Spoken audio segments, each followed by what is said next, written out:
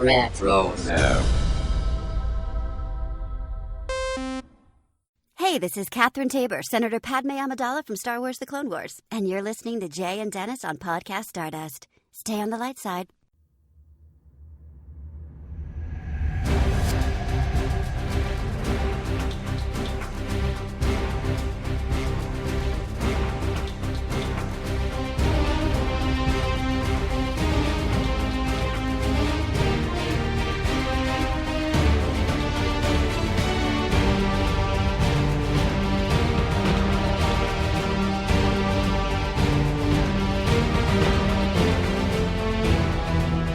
Hello, and welcome to Podcast Stardust. This is the fully armed and operational podcast dedicated to Star Wars news, reviews, and discussion. I'm Dennis Keithley. And I'm Jay Krebs. And this episode will feature our discussion of Episode 5 of Skeleton Crew. But before we dive into that, Jay, remind everybody where we can be found around the internet. As long as you're not diving into acid, we are on Instagram and Facebook at Podcast Stardust. All right, the dish is aligned, the sizzle is boosted to maximum output, the shield is down, we are now broadcasting to the galaxy. So this is our discussion of episode 5 of Skeleton Crew, which is called You Have a Lot to Learn About Pirates. And so, yeah, we're now like firmly past the halfway point of the series, or at least season 1 of the series. Hopefully we'll get another one. Let's kind of do what we've done for the past few weeks, Jay, and give out our non-spoiler thoughts on the episode. So what did you think about this one overall? Okay, this one was fantastic. So, last episode, it was kind of like a, little lackluster overall, but wow, this one just took it up, times 10 in every way. So the action was great. The dialogue was great. The, suspense was great. You even got to laugh a little bit. There were some really captivating moments in this and some definite, profound kinds of things that were going on, as well as some really fun Easter eggs and, a lot of other things. It was riveting. And, that I don't even know what the runtime is on this. I'm not going to lie, but it seemed like as soon as it started, it ended. That's how good it was. Like you're like, oh my gosh, it's over already kind of thing. Mm-hmm. So I just thought this was a fantastic episode. What do you think? Oh, I liked it quite a bit too. I'm with you. I mean, I didn't dislike last week's episode. I think, at the end of that episode, I said it was just kind of, if the others were A, that one was probably a B plus or so. And it was almost kind of a necessary side trip to set up some of the stakes, I think is what was going to happen. But this one got us into something that I think more closely resembled the tone of the first 2 episodes. And we've been talking a lot, and they promoted this a lot as kind of being Star Wars meets the Goonies. And this episode really had that feel again to it. And especially the second half, I was like, oh my gosh, this feels like a page torn right out of the Goonies script. So no, I liked it. I thought it was a fun watch. It moved a whole lot of things forward, started to answer some of the questions that we've had, and clarify the mysteries that have been happening. So yeah, fantastic. I don't know what much else there's to say that won't spoil anything. So why don't we just go ahead and move into the spoiler discussion for the rest of this episode. So as we usually do, if you haven't watched it yet and just want to get our initial thoughts before you sat down and watch yourself, have at it, come back once you've done so. But okay, giving you an opportunity. So a lot of things to talk about here, Jay. Yeah. A lot of things. And really let's just, since it happened first, let's just get it out of the way. The parents are now conspiring on Attin to try and get a message out to their kids. And we see Wendell working at his desk, and then Neil's mother, I didn't quite catch her name when I was watching this, hands him Numa, that was her name, hands him a device he can use to like crack the code and get the message out past the barrier. But he can't get caught with it. And of course he does by a droid, but the droid takes him to Farah, Fern's mom, who basically gets him off the hook. They're fun little messages when he's trying to fool the droid by showing one hand at a time while he's hiding the device behind his back. And then she's like, but we're trying to go through proper channels. And then that's what she wants to do. But the rest of the parents are like working around proper channels because something is wrong, is the way Farah puts it. and it's clear the supervisor is not helping, not going to be a help. So what did you think about that sequence? Yeah, so a couple things there. I mean, obviously, we're both parents. So, I Hmm. mean, if it was our kids, we would definitely do anything we possibly could. I don't care what it was to try to, crack the code, do whatever we had to do to get our kids back. And so, obviously, there's some, tiptoeing around certain kinds of legal lines and ethics and whatnot. But, when it comes down to it, they have to do what they have to do in order to get their Hmm. kids back. And so my big thing though is we still don't know who the supervisor actually is. And so that's a mystery. I don't know if I'm hoping that that is going to be solved for us. And I know it's kind of a small part in the entire picture that we're looking at. But maybe it's not overall. I'm thinking to myself, maybe the supervisor is also in charge of these other worlds that we had talked about last week, at Akron and the like. And so, I'm wondering if that either that's going to be a red herring or that's going to be, this is a cookie crumb that's leading my mind down that path. But yeah, I'm with you. Wim's dad was not exactly very stealthy. When Hmm. I was thinking to myself, just like stuff it down the top part of your pants, and then like real quick, because the droid can't be that smart. But alas, he did not. Yeah. I was thinking about this. Is like, would I even be at work if my kids were missing like this? And the Mm-hmm. only thing I can conclude is that they kind of had to go to work in order Mm-hmm. to enact the next part of their plan. Farrah's going to work. Farrah doesn't seem to want to be a part of that plan, but she's got to go to work to try and influence things with the supervisor. And so, anyway, that was just one thought. I'll save my other thought on the supervisor for a minute. But again, we kind of been, last time I think we talked about the Wizard of Oz type of vibes. Who's Oh behind the yeah. curtain going on, and they're definitely leaning into that a little bit by just talking about as the supervisor and these suggestions that something is wrong and why is everything has to be hidden like this and yada yada yada. Right. um let's get into Captain Tak Rennod. So he was the pirate that was in charge of the Onyx Cinder. And it wasn't my imagination. I had been wondering if we'd ever heard the name of the ship before in the show, and we had not. The Lego set and other stuff is out that refers to it by name, but the Onyx Cinder is named for the first time in this episode, and that's Rennod's ship. Now, Rennod has been mentioned in the show before, but by Jod. He swears by that name. Rennod's ghost, I think, is what he said in a prior episode. It's kind of like an Mm. exclamation when he saw something. And there is this, he's a legendary pirate. He's been looking for At Attin and the Eternal Treasure for a while before it disappeared. And then eventually SM-33 tells us the story about how he was looking for At Attin. His crew and his first officer started to get jealous, and he was stabbed with his own dagger by his concubine, to which Neil asks, what's a concubine? uh, Out of the mouths of babes. Yeah. And then, but Renaud had locked out of the controls, so the entire crew died when the ship crashed into At Attin, which is a little weird because there was like only two or three skeletons on the whole ship, including the Mhm. captain's. And was one of them a concubine? So, Oh, I mean, I mean, perhaps. yeah. But anyways, his lair was on Skull Ridge Mountain, which is now on this planet of Lapuna, which is a spa planet, which is kind of funny there. But at the end of the episode, we get a holo image, which is all blurred out, which I can't help but think is intentional. But Mhm. so, what do you think about Renaud and what we've learned about him? Well, this is where, like I was saying, it just amps up the adventure, like twice, 3 times as much as what we've gotten so far, if not more.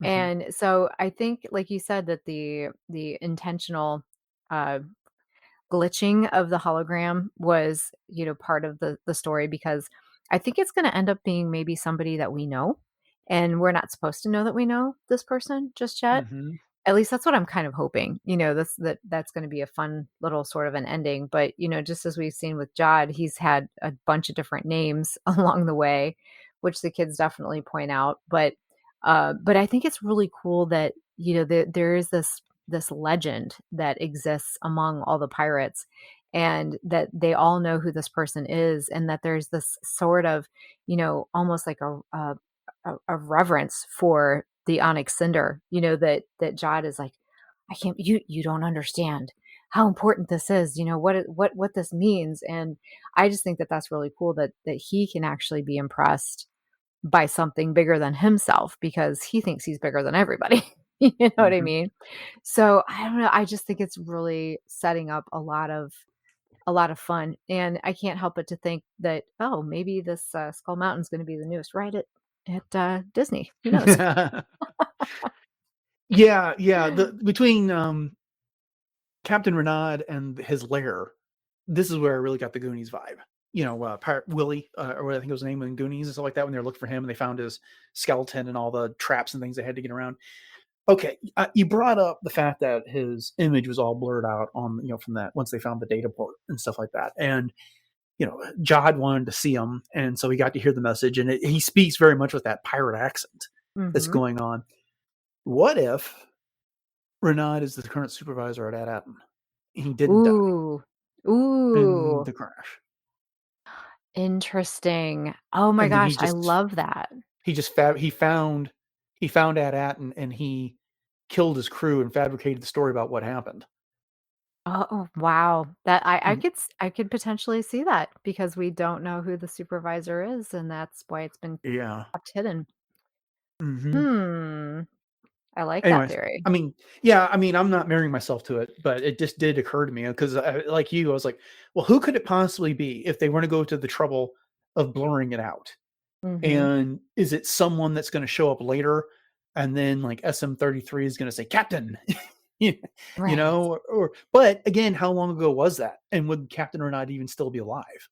Mhm. So Mhm. that's one of the reasons I don't want to get married to that theory because we don't know exactly when or not how long ago Renaud perished. Right. But Yeah, he's a legendary pirate. So he is indeed, and I guess it mhm, depends upon, what kind of species he is because, as we know, there are very long-lived types of species in Star Wars, so if we're mhm. talking human years versus, another species, he could very well still be alive and be the supervisor. Yeah, yeah. So yeah, so we get some answers on that, and so the pirates' lair is the next thing I've got to talk about here. So SM33 is beside himself because that was his home. He reveres it, and Skull Ridge Mountain, great pirate name for a base, right? Also known as Demon's Rest and Battle World. And when they get there, it's the planet Lanupa, and Jod starts laughing immediately because it's a well-known spa planet for the wealthy, and and SM33 can't believe it. He gets fitted with a restraining bolt by the security there on the spa planet to prevent him from engaging in violent acts. And there's at least 3 times that bolt engages before he can do something because Mhm. he's so frustrated. Yeah, poor guy. There's like, Let's see about that," and then you just see him getting all, Mhm. but what's funny about that whole thing too is it's just so relatable because, there's been so many times, I mean, I'm sure you've done this too, where you've gone back to something that you remember as a kid and you're so excited to see it, and then you're like, it's something depressing now, like, Yeah. like a pet store. Not the pet stores are depressing, but, it's definitely not what you expected and not what you remembered. So I Hmm. was feeling it for SM33 there. Well, and then time changes your memories of Oh, things. I yeah. mean, as time goes by, your memory of something is just like, oh, that was so cool. You have all this nostalgia for it, and then when you get there, it just doesn't live up to your memory of it anymore. Mhm. Whether it is because it degraded or just because you were a kid and it was larger than life at the time. And no, we're Right. talking about a droid, not a person, but still. Um, Mhm. okay. The other thing I loved about this was, so you've got the spa and I don't know what her job was, if she was the concierge or she was just a clerk that greets them. And she's all excited to point out that legend has it that the mud baths were created by pirates. That the mud comes up from a system that the pirates carved out long ago, and yada yada. And Jod is lying to her. She realizes that he's bribing her about all of this. But then when they start looking for Renaud's symbol, so they can figure out how to get to his lair, they come across the various booby traps. The first one is the laser that would have decapitated all those kids if they had been a few years older. Mhm. But it just goes right over their head. Yeah. Jod and SM-33 duck right in time. And then another trap that shows up later is the guard is like looking around down there, and it's kind of an anti-gravity thing that throws the victim up into some spikes, but one of the pirates shoots him and then he falls backwards into it and gets impaled on the spikes. And then there's the acid pit that you were alluding to at the beginning of the episode, where they had to make a sacrifice. And this is where we get the name of the episode. You have a lot to learn about pirates. It's because, they're the legend says that they have to make the sacrifice, and the kids are like a great sacrifice. And the kids think that means pirate life. So one of them has to sacrifice themselves. But Jod points out, no, Rennod killed all kinds of people. He doesn't value life. And then they deduce it's treasure. So they throw a Republic credit in there, and that does the trick. But this was the part of the episode, that and the lair. When they get into the lair itself, you see all the treasures lying around. It's like this is Goonies. This is where you can see the Goonies inspiration shining through, loud and clear right here. Oh, yeah. Yeah, and backtracking just a little bit just to the whole aesthetic of the way that this planet has been transformed into this spa planet kind of thing, is kind of reminds me a lot of, The Last Jedi when they go to Canto Bight. And Mm-hmm. they see all of the way that the quote unquote other half lives, to the point where she even talks about the banking clan being there for this scheduled group spa therapy kind of thing. And you see some of the munes in the Yeah. little mud baths and whatnot. So I thought that was a nice little touch. And I think she was the concierge, because I was watching with the closed captioning on, and the other gentlemen were called bellhops in the Okay. closed captioning. So I think you're spot on there. But, as far as the kids go, they originally said no children are allowed here. This is an adult spa. So they had to disguise the kids and say that they were these elders from this Bratrick system or whatever. They don't speak basic, so that he was making up all this gibberish, and they were Mm-hmm. just gibberishing right back at him just so that they could fit in. And they were getting got all this stuff from the ship that was on some of the the dead bodies of the other pirates that were on the Onyx Cinder at the time. And I just thought that this is the part that, for me anyways, I just thought, "Oh my gosh, this is so much fun." That's the one Mm-hmm. thing I love about this series just in general, is the fact that all ages can have fun with the show. You know what I mean? And it's not something that has to be, necessarily for one age or for another age. And then of course you have Neil, who once again, he's like, "Can't you just say you're sorry?" Yeah. And to your point, about being so innocent and thinking that it's life that has to be sacrificed, when, as you said, they have a lot to learn about being pirates, and it's not their life, but their treasure. Yeah. It was funny because like they were not doing a good job impersonating elders at all, No. because Jai goes up to the check-in desk and is, bribing the concierge, and the kids are all like spinning in circles and, just carrying on like kids do. And the concierge is not fooled at all. She's just using it to extract more and more of a bribe out of Right. Jod. Um, but let's turn a bit to Jod here. He's a lot going on with him. First of all, his list of aliases just keeps growing longer and longer. So you already know him as Jod Na Nawood, Captain Silvo from the very first episode, Crimson Jack from the third episode. Mhm. In this one, he tries poses Professor Gorlox, who you got to think was a moon, because the Right. Scipio is a planet in the banking clan, which Yep. they mentioned earlier. And yeah, I liked your call out on the banking clan. That was one of the things I had listed in the Easter eggs here.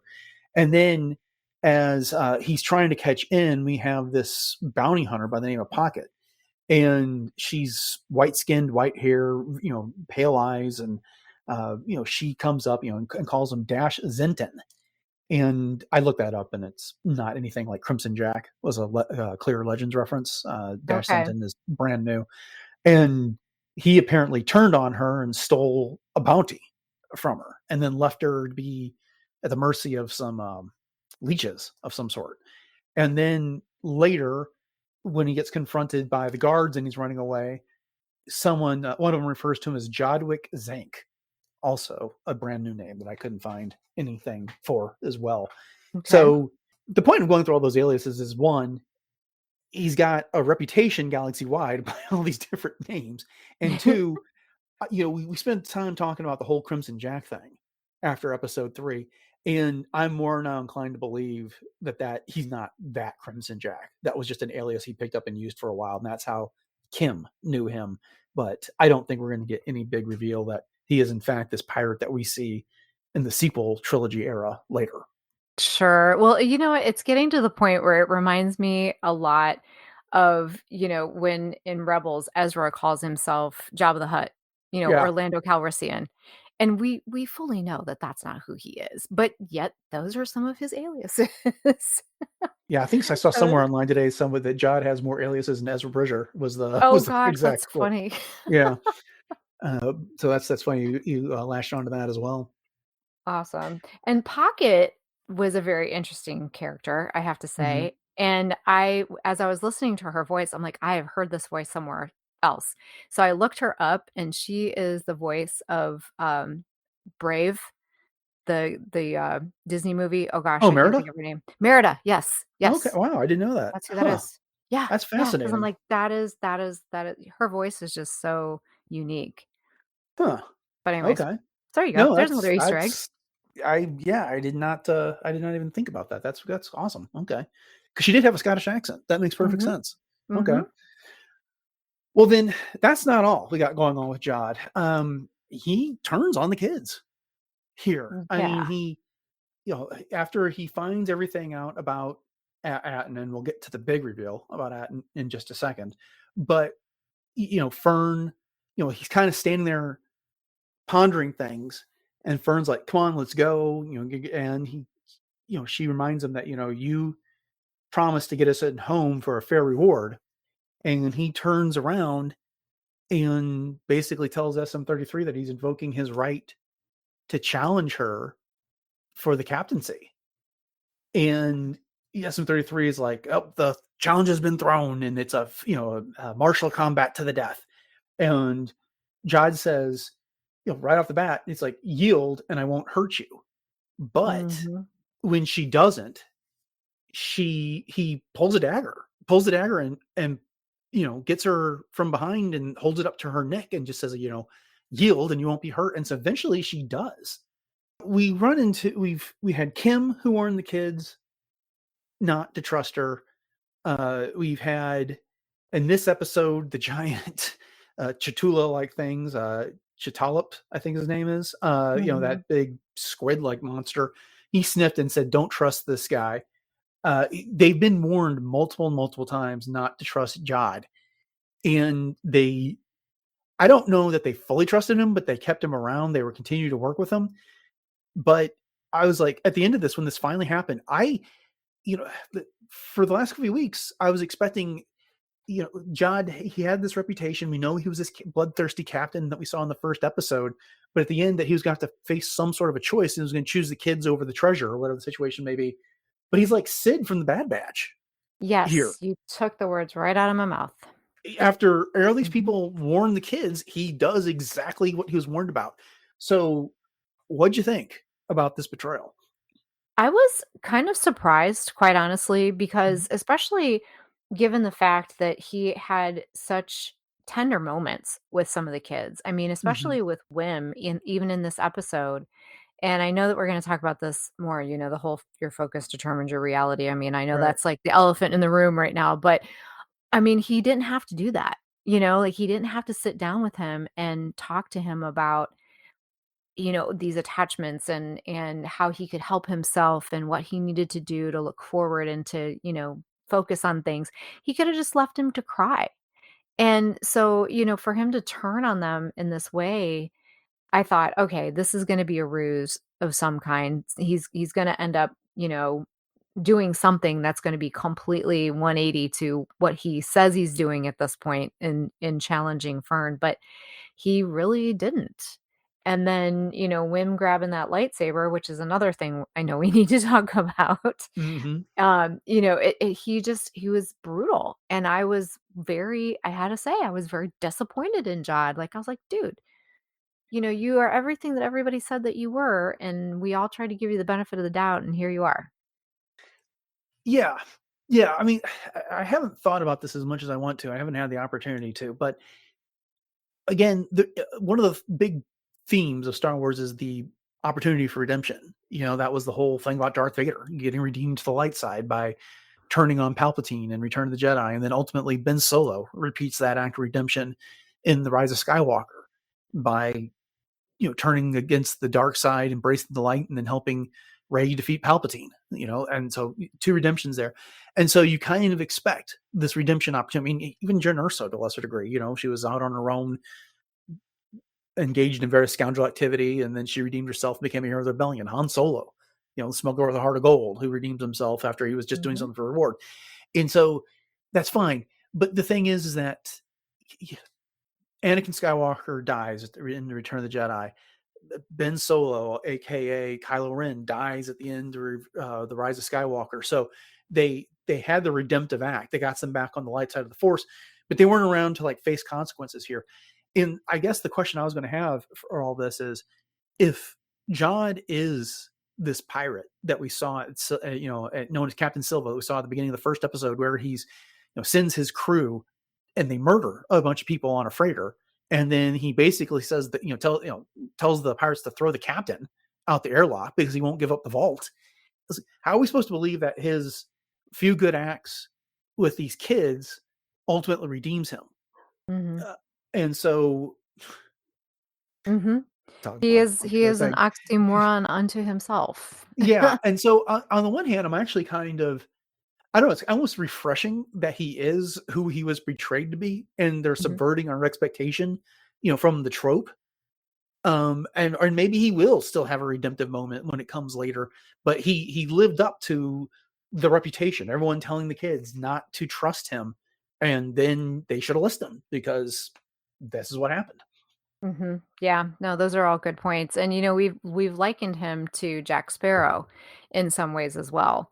And so I can see that little bit coming out in there too. But yeah, I mean, overall, there's just so many different facets to his personality that you don't know what to believe, quite honestly. And I'm with you. I think, refreshing is one way to put it for sure, that it doesn't follow that same trope that we were always led to believe, that, oh yeah, he's going to have a heart of gold and this is all going to turn out to be so splendid in the end. I mean, heck, he had Fern by the throat, and that was definitely a plot twist that I didn't expect, especially, like I said, given those moments with Wim earlier in the episode. That was a complete 180. Yeah, I was gonna say, do you think if she hadn't yielded, he would have done anything to her? What do you think it would have done? Gosh, I almost fear to think, at this point, given what we were just talking about, but I don't know. I mean, I guess I wouldn't put it past him if it came right down to it. But, then part of you thinks that he's done some other things that, don't cross that line. And hopefully being kids wouldn't cross that line, but hard to Yeah, say. I don't think he would have done anything. If that had gone on in the moment, it would have been interesting to see. I mean, it was unsettling, to say the least, that he's Oh, got yeah. a dagger to a young girl's throat like that. Mhm. But he clearly did not want to hurt her, because he kept saying, Please yield and I yield. won't hurt you, Yeah. yield and I won't hurt you. And he gave her how many opportunities to yield, Mhm. as opposed to, I've had enough of this. And then with the kids, it was, take them prisoner, for mutinous intent against the captain, is what he said Right. about the kids there to SM-33 on that. Yeah, I also liked your Jack Sparrow reference there, because in the Pirates of the Caribbean movies, they keep bringing up the code, stick to the code, stick to the code, and they Right. referenced a code here that he made that challenge, and pursuant to the code, anyone can do that, and then it's a fight to the death. And then after he won, SM-33 reported to Captain Jod because of the code. Right. So that was, yeah, I thought that was I don't know if say it's a Pirates of the Caribbean reference, but there is that similarity that came along and really did invest the story with its pirate flavor even more. Yeah, for sure. Yeah. So the other thing that happens is you make mention of when Jod is consoling Wim. They're in the cockpit and they're on their way to Lapuna, Skull Ridge Mountain, as they think it is. And Wim leaves the cockpit and he goes back into the engine room. I think it's the engine room. And he's reading one of his stories, and he's kind of sobbing a bit. And he's comforting himself by trying to read the story. And Jod finds him and it's like, what are you up to, boy? And then when Wim finally admits that, he was excited for an adventure, but now he's scared, he's lost, he's confused, and he misses his parents. And, Jod points out, well, you can see your dad and your mom again. He's like, well, I can see my dad, but not my mom. So we know the mom is gone. Right. And then he starts in with this Jedi philosophy. He talks about having no attachments, Mhm. get rid of your fears, your anxieties, don't forget about your parents. And then he, spits out the whole, your focus determines your reality, so quoting from the book of Qui-Gon Jinn. Yeah. And, I think he says, make your life the one that you want to live, use your imagination. You're capable of doing all this. And then he punctuates the whole thing by using the Force to put Wim's little tablet back in his hands there. Right. So, and then at the end of the episode, he's clutching a lightsaber. And he seems to know what to do with it. I mean, he turned it Mhm. on. I guess any fool could do that. But it really seems like he's got some sort of a history with the Jedi, whether he is one or not. But what's your take on all of that? Yeah, exactly, and it was so striking when he said that your focus determines your reality because, as you said, that's such a classic line from Qui-Gon, and so it makes you wonder, did he have any kind of dealings, with Qui-Gon at all? And like you said, was he trained as a Jedi? Because, I mean, that's right from, the living force right there kind of teachings and philosophy, and like you pointed out, the whole no attachments thing. Mm-hmm. And just the fact that he can use the Force on command. And even Wim says, "Well, how are you not a Jedi, if you're using the Force? How can you use how can you use the Force if you're not a Jedi?" And Jod never gives him a straight answer. Right. Yeah. So, yeah, there's Yeah. that I, mystery. I don't know. I'm leaning more and more towards the idea that he was in the Order at some point and left it, got kicked out of it. Something happened, Mhm. Mhm. and but he's certainly familiar with the philosophy enough that it comes as second nature to him. Now we also saw what's his face from Obi-Wan Kenobi. That show, Oh, Nanjani, yeah. his Mhm. character imitate a Jedi, but there's no imitation on here. He's using the Force. It's not like Right. he's in a room where he can have all these tricks set up or anything like that. And he's done multiple types of tricks. I mean, I'm also a little surprised he wasn't using Force suggestions when he was talking to the concierge. But Oh, yeah. I would have thought that would have been useful in that Yeah, moment it's there. true. Yeah. So yeah, you brought up Wim and the lightsaber. So one of the treasures that was sitting in Renaud's lair was this lightsaber on a pedestal, and Wim attempts to defend Fern while Jod's got the dagger to her throat, and so he grabs the lightsaber. But when he turns it on, he had it upside down, and so it goes leaping out of his hands because the blade hits the floor and then causes kind of a rebound there, surprises him, and he lets go of it, and then he immediately goes and hides with the other kids by the table. That was so surprising because I really thought he was gonna have his little Jedi moment there, and then it was just the opposite, but that was so perfect that they did it that way. Mm-hmm. It was just absolutely perfect. So, so I have to ask you, we see the hilt, and it's kind of this almost like a white silver with more of a rose gold kind of, embellishments all throughout. So, it looks like it's after Guardian Protocols because it's not quite so ornate.